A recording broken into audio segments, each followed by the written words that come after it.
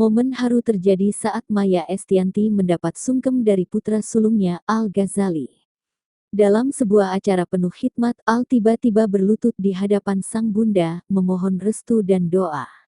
Wajah Maya seketika berubah. Matanya berkaca-kaca, menahan tangis haru yang nyaris pecah.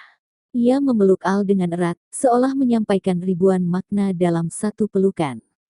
Sikap Al-Ghazali yang penuh hormat itu menjadi perhatian publik. Dalam suasana emosional, Maya hanya bisa mengangguk sambil membisikkan doa dan harapan terbaik untuk sang anak. Momen ini pun menuai banyak pujian. Warganet menilai Al-Ghazali telah menunjukkan sikap dewasa dan penuh tanggung jawab sebagai anak. Sementara Maya, seperti biasa, memperlihatkan sosok